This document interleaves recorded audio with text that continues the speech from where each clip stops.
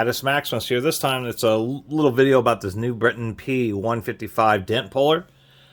I've run into many dent pullers over the years. I guess I've never even picked up like the Harbor Freight one. I don't know why. Never really owned a slide hammer. Ended up finding this New Britain. It actually didn't have its big kind of barbell shaped slide weight on it. But I had this big chunk of copper, which just happened to be just the right sized hole in it. So put a little nut on it, a little backing washer, a couple heavy duty washers on the back side just for it to smack against. And that's all these things are. They're traditionally sold as dent pullers, but you can actually get a variety of accessories that will thread onto the end. Whenever I find these, it's always just the rod.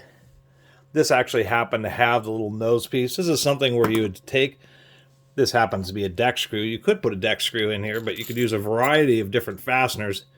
You put the fastener in there, screw it in. In the case of a dent puller, you've probably seen it on some auto body, particularly, you know, home remedy repairs, where you drill a little hole, you screw on a fastener like this, put this thing back on here like so, and I just use a little nut, and then you just take this weight and it just gives you a big pulling action.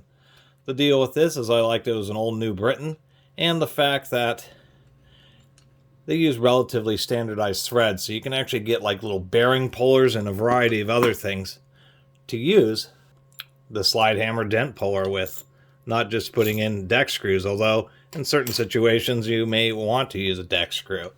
Anyway, if the fastener you have has a relatively small head and you're using a fastener like this in it, then that's the whole purpose of the nut that I put on, is really for the chuck to have something to back against.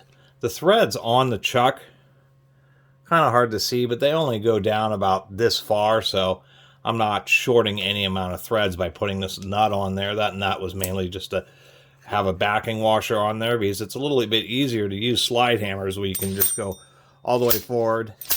And actually what I found is using this big piece of copper, I know it's an expensive piece of metal to use as a slide weight, but I have nothing else I've been using this piece of copper for, so figured it would work pretty well, is this happens to actually be pretty heavy, a little bit wider in diameter. The dumbbell ones are really big, but you don't get quite as much speed. So something like this that I put on here, you can get a lot of speed just because you have more space to accelerate with, and it actually slides really nicely on here. Other than that, just a nice old classic New Britain. We have a washer here just to help prevent your hand from sliding forward, and I can tell you, I've talked to some people who've had, a lot of slide hammers don't have something like this, like a washer in it. I believe this was actually put on after the fact. But what ends up happening is you're not paying attention. And I mean, many slide hammers, it's just the handle and then the little, you know, backing nut.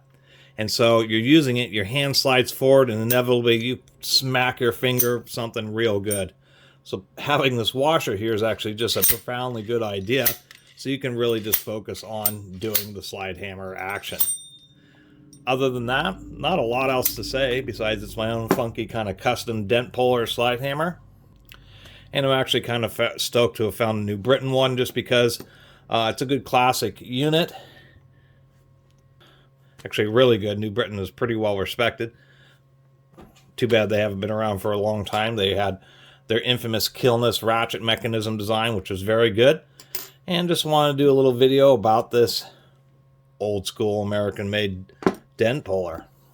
I'll do another video in the future when I end up digging up bearing puller accessories, and they have external and internal accessories, and that's really the whole point to slide hammers, is just the fact that if you're in a confined space and you're really trying to pull on something and you have